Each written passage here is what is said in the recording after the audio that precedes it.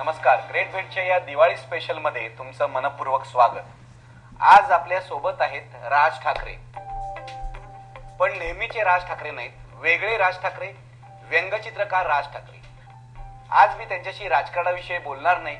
मी आज बोलणार आहे त्यांच्या व्यंगचित्राविषयी, व्यंगचित्र कलेबद्दल त्यांना काय म्हणायचं आहे त्याविषयी. मी त्यांना विचारणार आहे, राजकारण हे त्यांचं पहिलं प्रेम आहे की व्यंगचित्र हे पहिलं प्रेम आहे?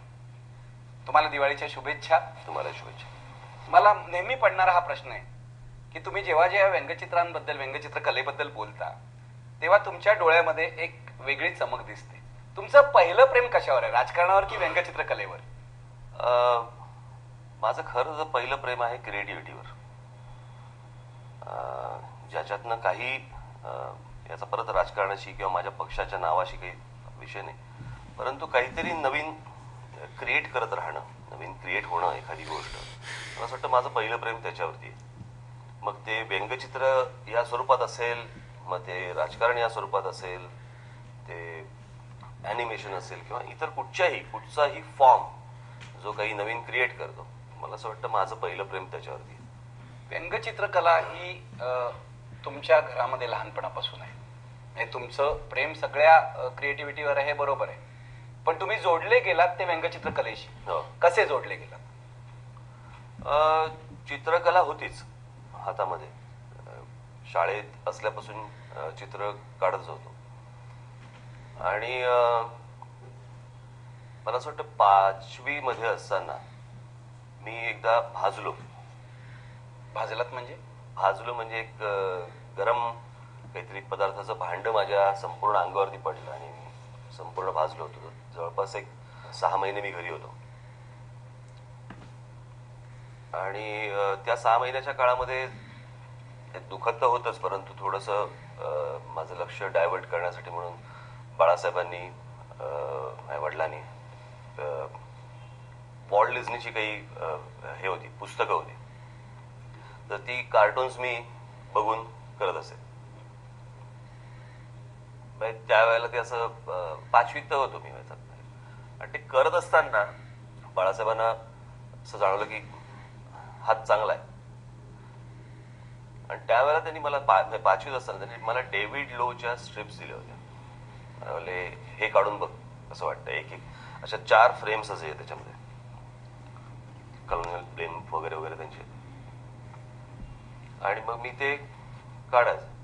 मग त्याच्यातल्या सुधारणा बाळासाहेब सांगायचे किंवा माझे वडील सांगायचे की कसं व्हायला पाहिजे, काय व्हायला पाहिजे. कळायचं काही नाही फारसं त्यावेळेला.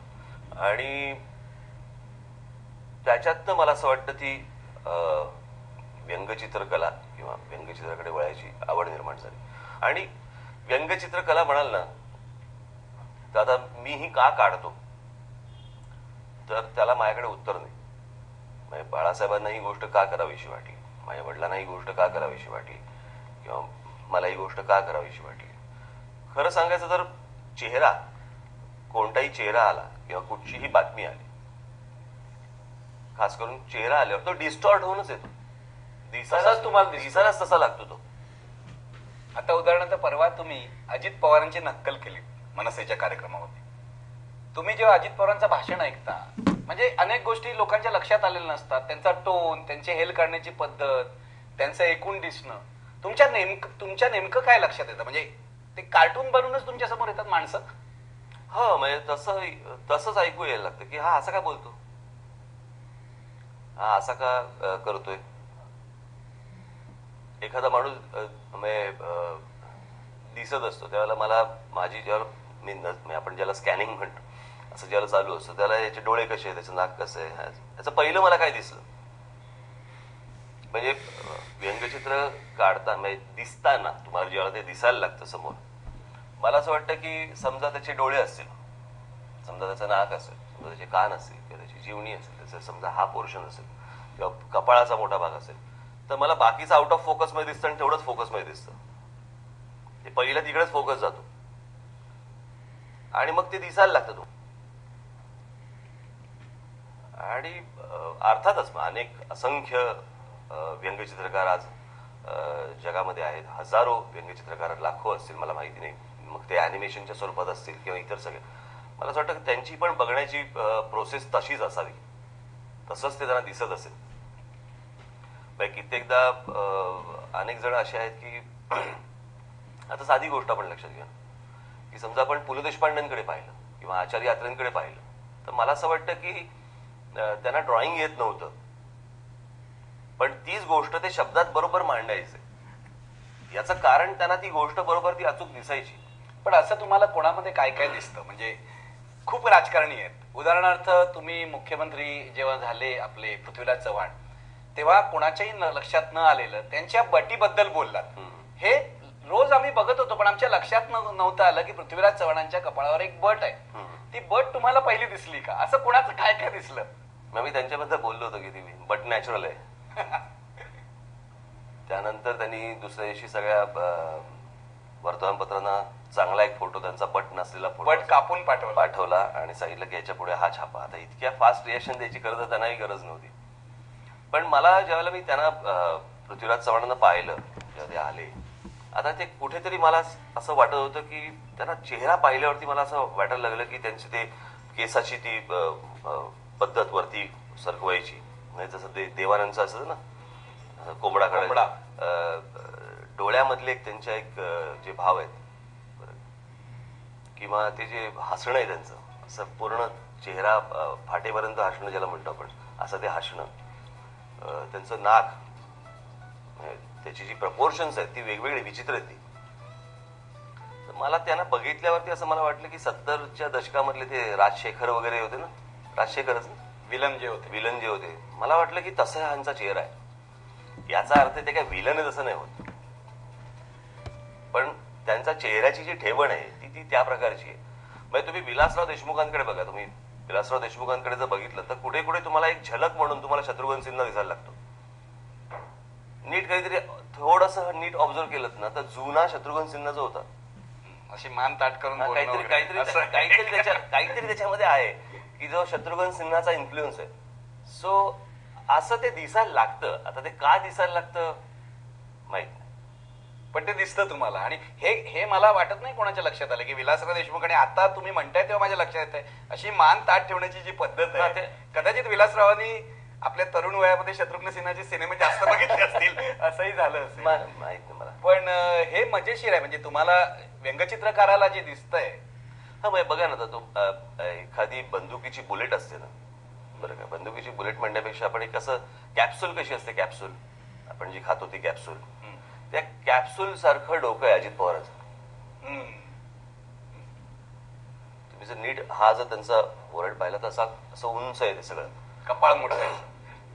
आणि मला असं वाटतं तरुण वयामध्ये असताना मी तरुण वयातले जे फोटो पाहिले शरद पवार साहेबांचे, तेही तसेच आहेत, ज्याला ते बारीक होते. परंतु तो असा एक उभा चेहरा आहे, कोणाचा आडवा चेहरा असतो, कोणाचा चौकोनी चेहरा असतो, कोणाचा त्रिकोणी चेहरा असतो. आता ते तुम्हाला त्या चेहरा पाहिल्यावरती तुम्हाला ते दिसायला लागतं. ते जे फॉर्म्स आहेत, चांदणी कोणाचीच नसते, परंतु साधारणपणे हे फॉर्म असतात. अण्णा हजारेंच्या व्यक्तिमत्वात तुम्हाला काय दिसतं? व्यंगचित्र म्हणून आपण बघायला गेलो ना, कॅरिकेचर म्हणून, तर मला असं वाटतं त्यांचं नाक आणि त्यांची हनवटी ही जर समजा तुम्ही बघितली तर ते जॉईंट व्हेंचर आहे. जॉईंट व्हेंचर आहे ते जॉईंट व्हेंचर आहे, अशी हनवटी पण आणि नाक पण, ते सगळं मला असं वाटतं की त्यांच्या चेहऱ्यामधला तो जो भाग आहे तो कॅरिकेचरिंगसाठी खूप छान आहे करायला. आणि ते चेहऱ्यातलं त्यांच्या वैशिष्ट्य असं काय म्हणता येईल तर ते त्यांचं नाक आणि त्यांची हनवटी ही जी एकमेकांना. तुम्ही मगाशी असं म्हणालात की लहानपणी तुम्हाला वॉल्ट डिस्नीची पुस्तक आणून दिली बाळासाहेबांनी. आणून नाही दिली, ती होती घरी. अच्छा, ती घरी होती, तीच घरी होती, ती फक्त माझ्या समोर ठेवली.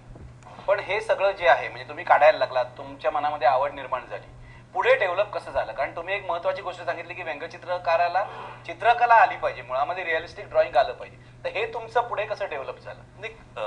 शाळेनंतर मी जे स्कूल ऑफ आर्टला गेलो आणि जे स्कूल ऑफ आर्टला काय होतं त्यावेळेला, एका बाजूनी मला बाळासाहेब घरी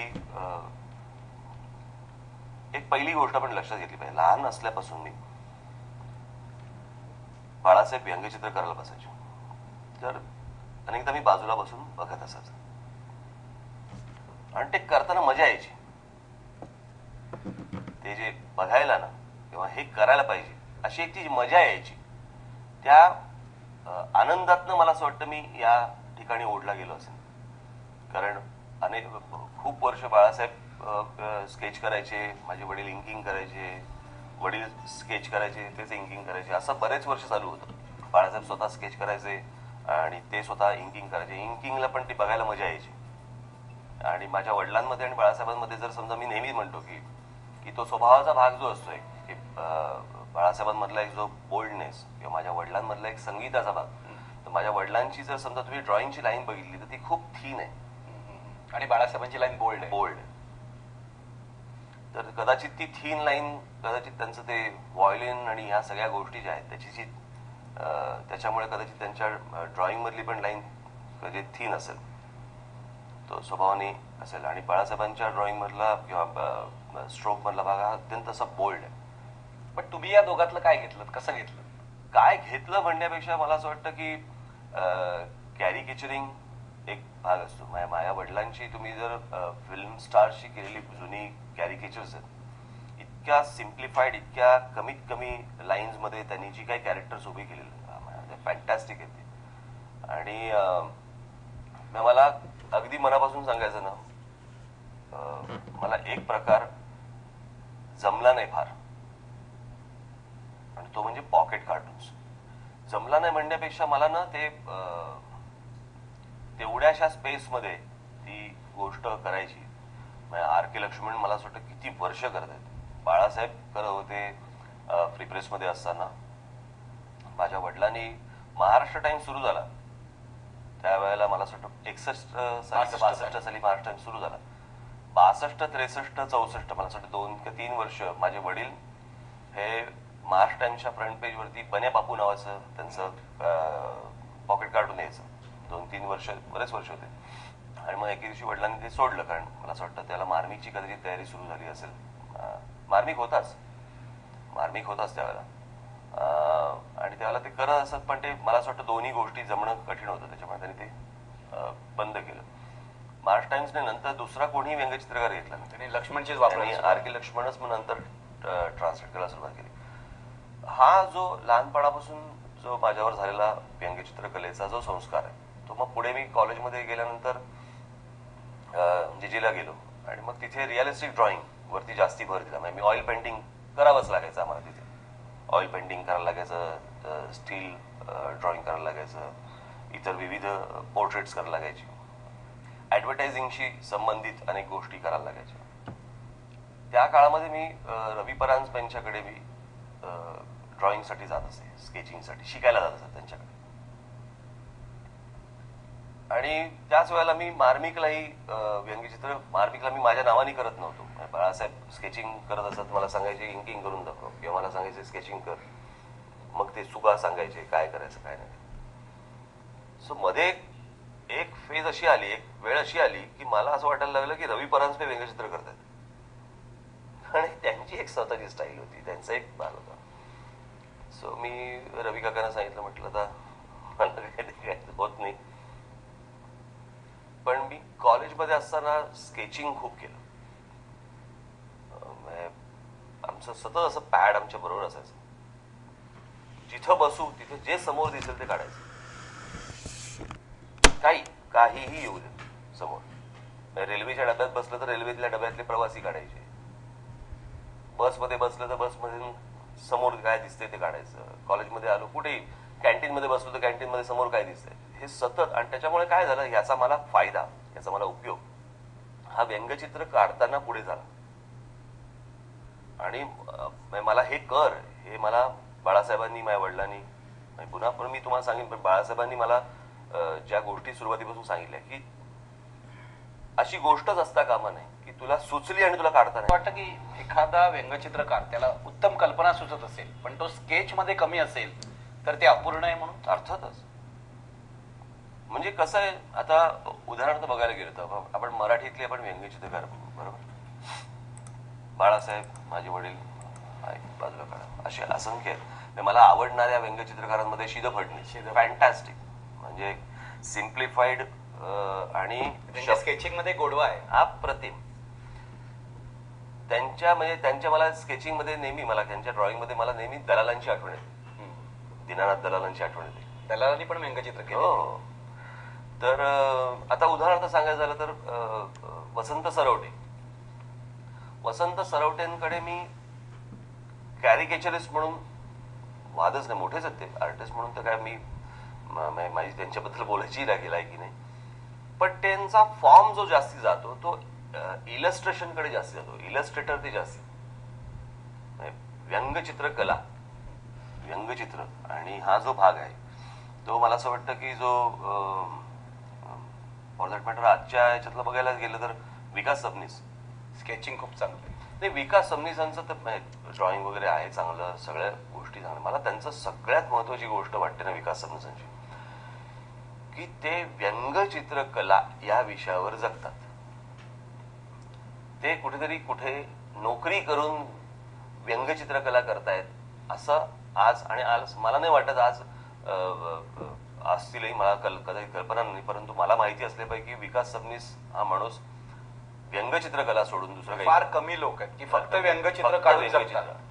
तर असे अनेक लोक आहेत. पण काय, मी अगदी खरं सांगायचं तर मी लता मंगेशकर आणि आशा भोसलेंना ऐकल्यामुळे ना बाकीचं आता काही ऐकावंसं वाटत नाही.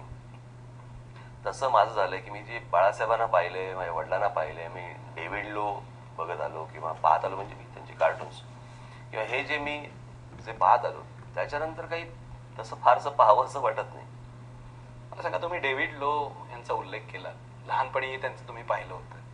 आंतरराष्ट्रीय पातळीवरच्या कोणकोणत्या व्यंगचित्रकारांचा प्रभाव तुमच्यावर पडला?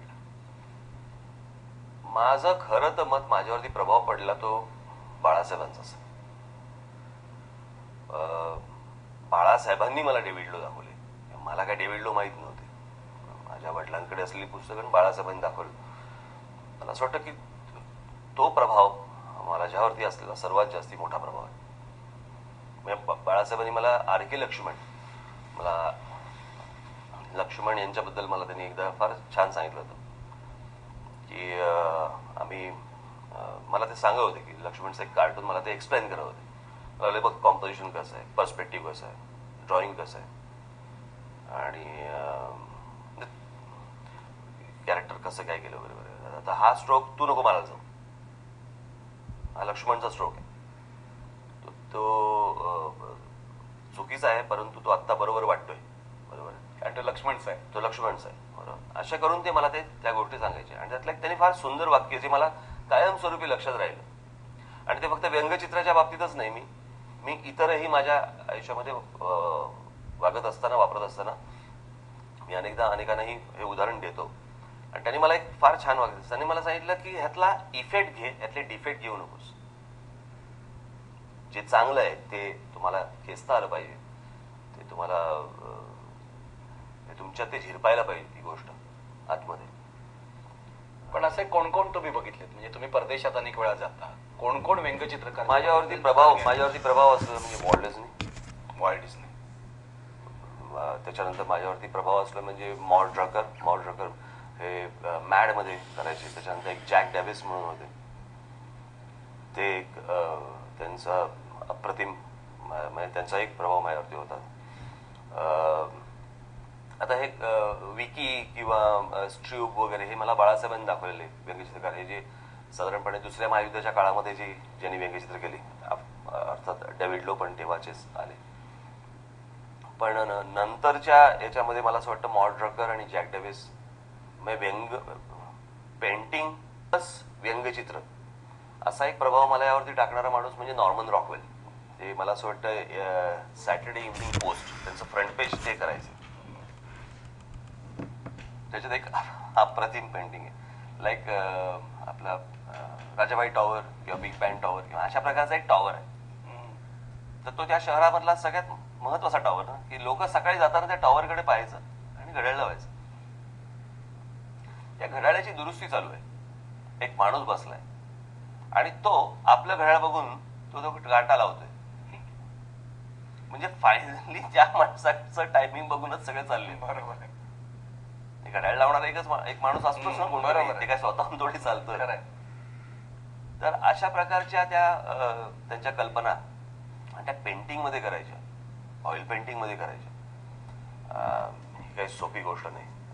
तो जो म्हणजे काही पेंटिंग तर मी तुम्हाला त्यांची दाखवेन ना, विश्वास बसत नाही ही पेंटिंग आहे.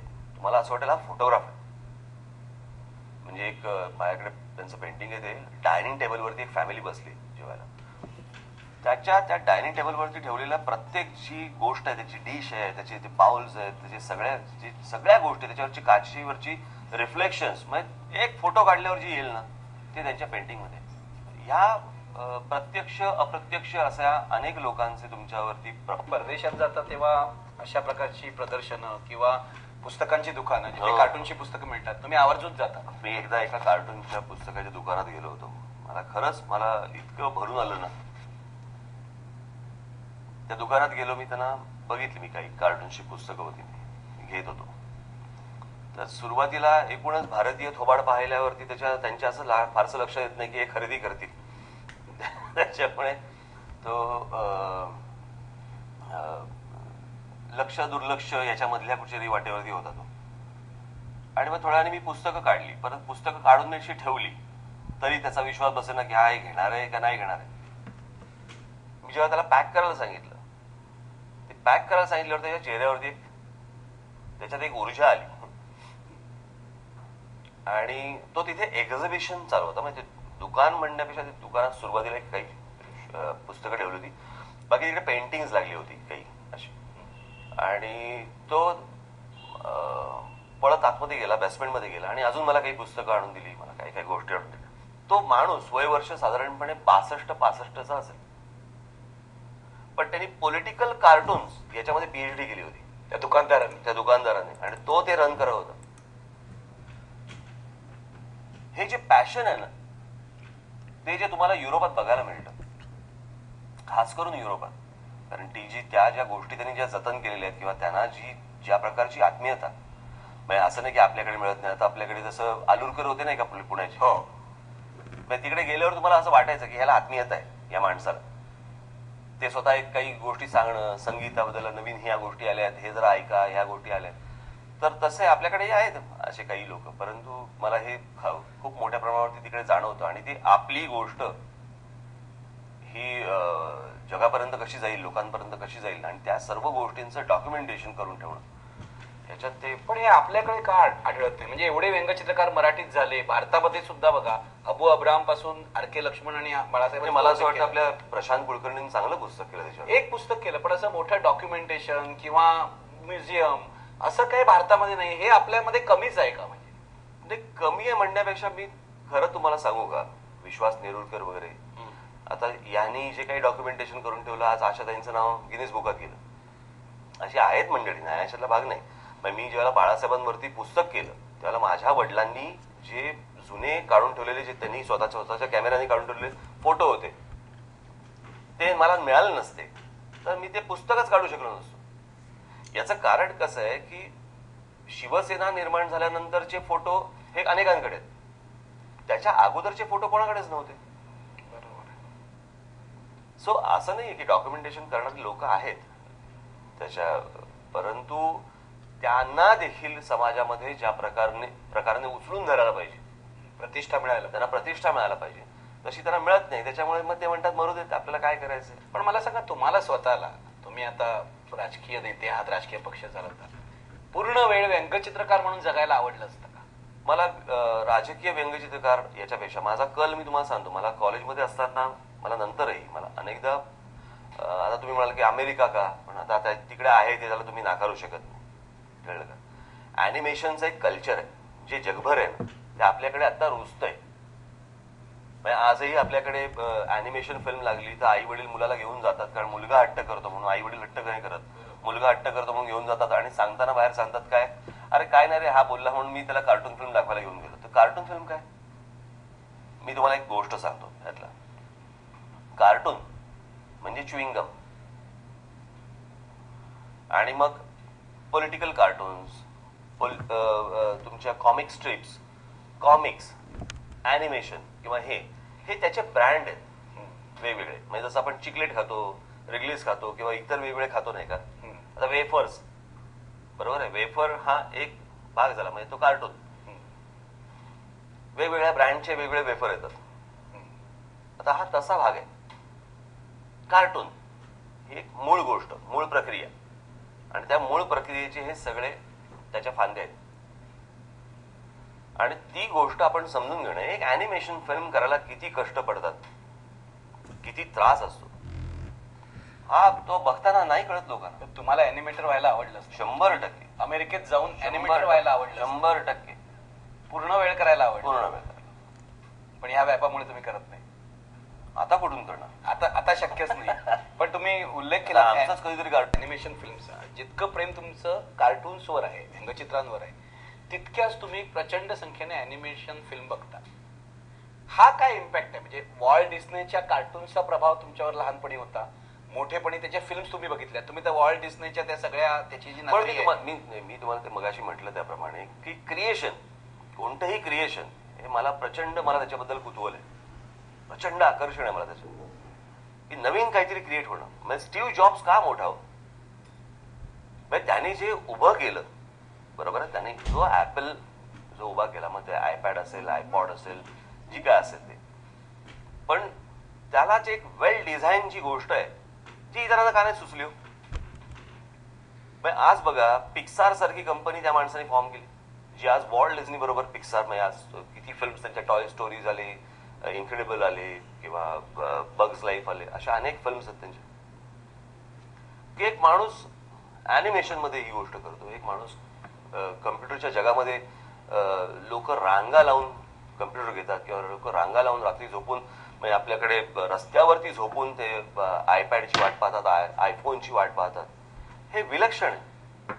आज वॉल्ट डिझनी कंपनीमध्ये सर्वात मोठा शेअर होल्डर हा स्टीव्ह जॉब्स आहे.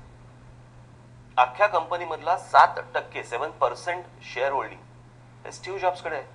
आता ते नाही आहेत बिचारे, पण आता त्यांचं काय फॅमिलीकडेच.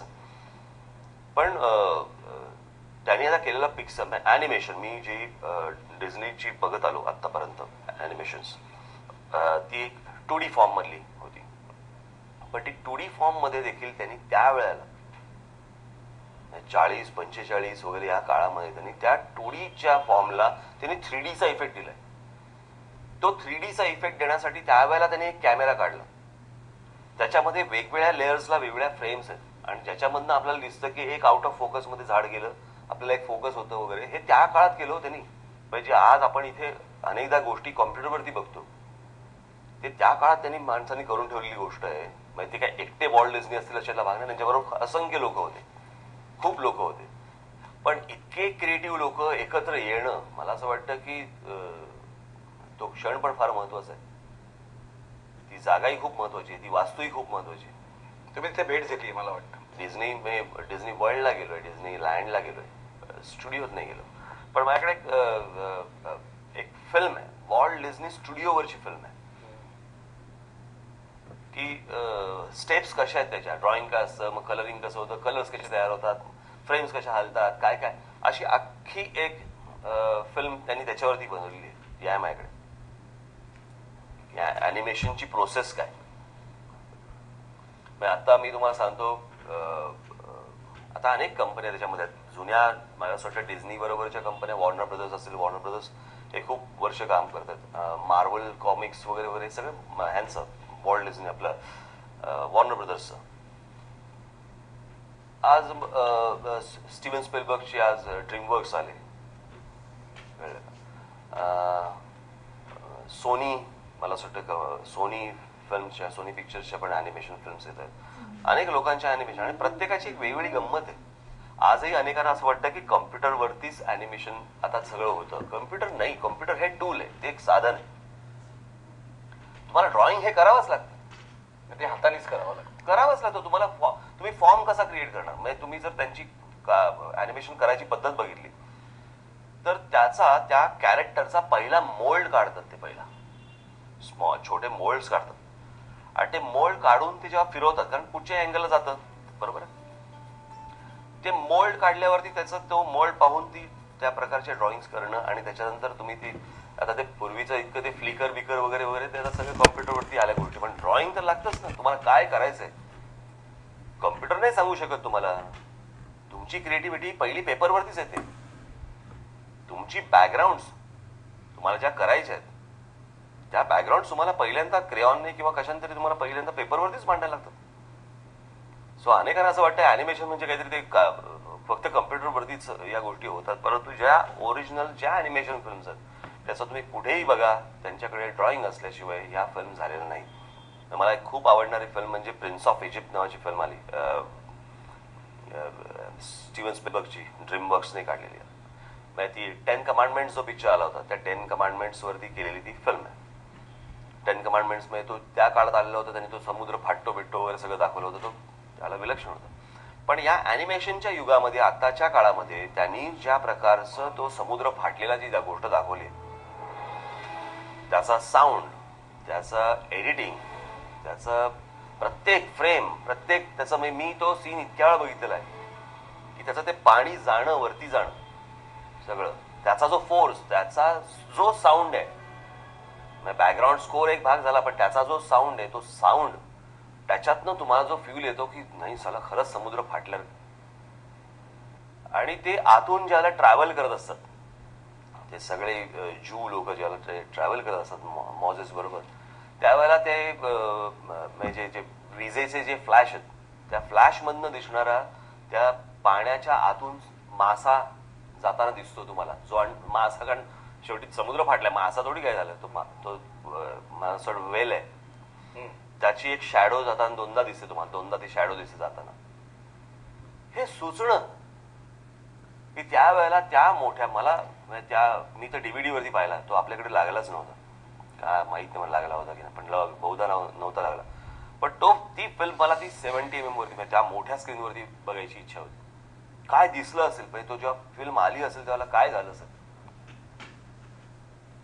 आणि तोच भाग आहे की तो जो 2D ॲनिमेशनचा, 3D ॲनिमेशनचा हा ज्या प्रकारे ते आज खेळतायत आणि ते जे पुढे चाललेले आहेत, मला असं वाटतं की आता आपल्याकडे कुठे, आपल्याकडे राममोहन आहेत, राममोहन अनेक वर्ष आहेत आणि जेन्युअनली काम करतात. आपल्याकडे काम करणारे म्हणजे श्याम रामण्णा या कम्प्युटरमध्ये. आता श्याम मला असं वाटतं कुठेतरी थायलंड बिलंडला तिकडे त्यांनी सुरू केलंय. पण आपल्याकडे लोकांनी प्रयत्न केले, कदाचित आपल्याकडे समज निर्माण व्हायच्या अगोदर राममोहन वगैरे यांनी काम त्यावेळेला सुरू केलेलं होतं. डिझनीची ज्यावेळेला लायन किंग फिल्म आली, मला असं वाटतं ती पहिली फिल्म आपल्या देशात ज्यांनी पैसे कमवले किंवा चालली, तर पैसे कमवले नाही मला माहित नाही, पण ती चालली. आणि तिथून मला असं वाटतं ती वेळ, त्या वेळेपासून ॲनिमेशनचं थोडंसं एक पर्व सुरू झालं म्हणायला हरकत नाही आपल्याकडे. पण अजूनही तो काही वर्गात तो विषय येतो. पण ॲनिमेशन तुम्ही जर परदेशी जर गेलात, कुठेही गेलात तुम्ही, अमेरिकेला जा, युरोपला जा, तुम्ही जपानला जा, खाली ऑस्ट्रेलियात जा, कुठेही जा, ॲनिमेशन फिल्म लागली की तिथे फॅमिलीच्या फॅमिलीज बघायला जातात. कारण ती गोष्ट ते एन्जॉय करतात, कारण ते त्या प्रकारचा कल्चर, त्या प्रकारचे संस्कार त्यांच्यावरती पहिल्यापासून असल्यामुळे त्यांना ती गोष्ट त्यांना समजते. ती गोष्ट आपल्याकडे अनेकांना समजत असेल, परंतु त्याच्यासाठी म्हणून असे कोणी जाताना मला फारसे काही दिसत नाही. आणि त्याच्यामुळे काय होतं की त्याला जे वर्ल्ड मार्केट आहे त्या गोष्टीला, आत्ता एक टँगल नावाची एक वॉल्ट डिझनीची फिल्म येऊन गेली.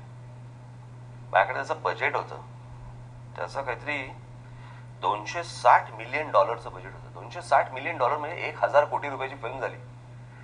या सगळ्या हे सगळे बिग बजेटवाले आहेत. आणि त्यांची अजून एक सगळ्यात महत्वाची गोष्ट मला जी जाणवते या सगळ्या कला आणि या सगळ्या क्षेत्रामध्ये, कला असेल किंवा कुठचंही क्षेत्र असेल, रिस्क नावाची जी गोष्ट घेतात, धोका जो काय पत्करतात तो कमाल, विलक्षण, म्हणजे त्यांना हातच जोडावे. ती जी ताकद आहे ना, ती ताकद विलक्षण आहे. आणि ती ताकद येते ती क्रिएटिव्ह. तुम्ही एवढं सगळं ॲनिमेशन बद्दल बोलताय, भारतातही आता ॲनिमेशन फिल्म्स होत आहेत आणि ॲनिमेशन इन्स्टिट्यूट तर गल्लोगल्ली उघडले आहेत. मुळात तुम्ही मुलांना सॉफ्टवेअर शिकवताय, तुम्ही ॲनिमेशन शिकवत नाही आहात. ॲनिमेशन हा ड्रॉइंग पासून सुरू होतो विषय. तुम्ही त्यांना काहीतरी ते माया वगैरे वगैरे हे जे काय आहेत ह्या सगळ्या गोष्टी, ह्या तुम्ही शिकवतात ज्या कोणालाही तुम्हाला घर बसल्या मिळू शकतात. त्याच्यासाठी इन्स्टिट्यूट कशाला पाहिजे? तुम्ही अॅनिमेशन शिकवताना तर ड्रॉइंग शिकवलं पाहिजे. म्हणजे तुम्ही कुठेही बाहेर जर गेलात कुठच्या इन्स्टिट्यूटला, अॅनिमेशन इन्स्टिट्यूटमध्ये गेलात, तर तुम्हाला पहिल्यांदा घासून घेतात त्या ड्रॉइंगमध्ये. आणि कसं आहे, त्याच्यातून तुम्हाला जाहिराती नुसत्या करायच्या असतील वगैरे वगैरे हा भाग सोडून द्या, परंतु अॅनिमेशन ही जर कला, ही गोष्ट जर तुम्हाला शिकायची असेल तर तुम्हाला ड्रॉइंग शिवाय पर्याय नाही.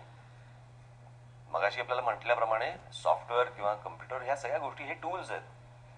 मुळात चित्रकला मुळात ती गोष्ट पाहिजे ना तुम्हाला. तुमचा तो क्रिएटिव्ह फॉर्म येणार कसा? तुम्ही ती गोष्ट क्रिएट कशी करणार? तुम्हाला ती दिसणार कशी? तुम्ही कोणत्याही जर समजा फिल्म्स बघितल्यात, आज अनेक अशा आपल्याकडच्या पण संस्था आहेत ज्या उत्तम काम करतायत, इन्स्टिट्यूट्स आहेत. मला फक्त एवढंच मुलांना सांगायचं आहे, जी मुलं, ज्या मुली, जी तरुणी जात आहेत इन्स्टिट्यूटमध्ये, त्यांनी हे त्यांना विचारणं गरजेचं आहे की तुम्ही आम्हाला काय शिकवताय? तुम्ही आम्हाला सॉफ्टवेअर शिकवताय तर आम्ही घर बसल्या करतो. तुम्ही आम्हाला ड्रॉइंग शिकवणार आहात का? तुम्ही अॅनिमेशन ही गोष्ट काय शिकवणार आहात का? कारण बिचारे कसं आहे, ते तिथे त्या इन्स्टिट्यूटमध्ये पैसे टाकतील, सगळं करतील, बाहेर पडल्यानंतर त्याला तशी किंमत नाहीच आहे ना. सो तुमचं त्यांचं ड्रॉइंग हे पॉवरफुल होणं गरजेचं आहे. चित्रकलेवर काम करणं म्हणजे ज्याला अॅनिमेशन कलेकडे जायचंय, मला असं वाटतं त्यांनी ड्रॉइंग या गोष्टीकडे वळणं आवश्यक आहे. की आता बाकी काही जमतच नाही, चला अॅनिमेशन करू, असं होऊन त्यामध्ये त्या मुलाचा, त्या तरुणाचाही काही फायदा नाही, त्या तरुणीचाही काही फायदा नाही, त्यांनाही त्याचा उपयोग नाही.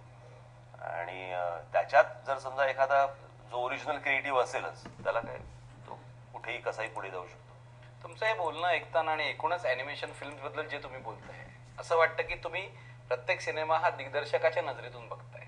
राज ठाकरे कधीतरी आम्हाला दिग्दर्शक म्हणून दिसणार आहेत का? तुम्ही मागे एक फिल्म बनवणार होता, तशा बातम्याही आल्या होत्या. काय असं काय आहे का तुमचं? माझं ते एक पॅशन आहे. फिल्म हे माझं पॅशन आहेच. मी रोज जवळपास 1-2 चित्रपट पाहतोच, एक तर डोकं शांत करायला.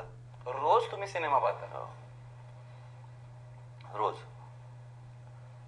जुने असतील, नवीन असतील, काय जे असेल ते मी एक फिल्म, जर उत्तम फिल्म्स ज्या आहेत, मी एक फिल्म साधारणपणे 100 वेळा पाहिलेले.